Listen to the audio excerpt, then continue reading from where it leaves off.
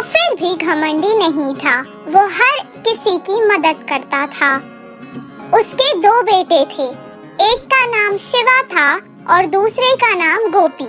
वो दोनों कुछ काम नहीं करते थे। बैठकर खाने से पहाड़ों का खजाना भी खत्म हो जाता है। इसी तरह वो भी धीरे धीरे गरीब होता जा रहा था। दिन ब दिन वो बूढ़ा और कमजोर होता जा रहा था।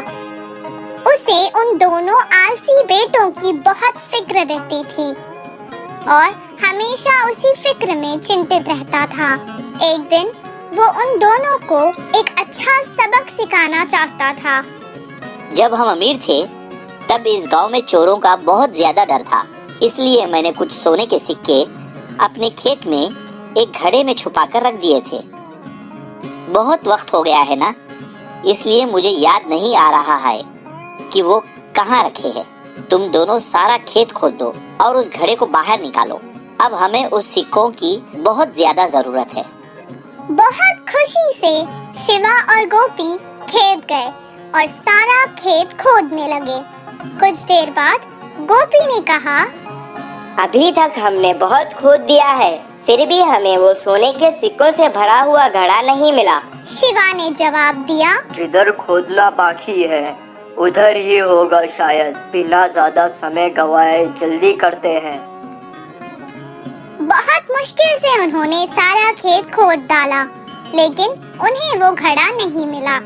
वो वापस घर आकर अपने पिता को सब कुछ सुनाने लगे। मुझे लगता है कि घड़ा शायद चोरी हो गया है। अब जाने दो, तुम ही बताओ। एक काम करते हैं, तुम दोनों ने इतनी मेहनत से सारा खेत खोदा है ना, तो क्यों ना उसमें कुछ बीज डालकर फसल उगाई जाए। दिया था, इसीलिए उन्हें अब ज्यादा मेहनत नहीं करनी पड़ेगी सोचकर वो मान गए और बाजार जाकर बीज ले आए और उसे खेत में डाल दिया। कुछ दिन बाद बहुत अच्छी बारिश हुई, फसल भी बहुत अच्छी होने लगी। तब राम खेत आया और फसल देखकर उसे बहुत संतुष्टि मिली। उस साल खेती बहुत अच्छी हुई।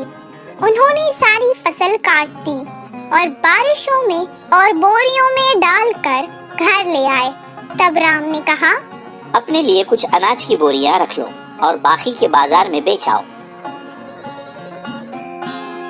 जैसा उनके पिता ने कहा, शिवा और गोपी ने बिल्कुल वैसा ही किया।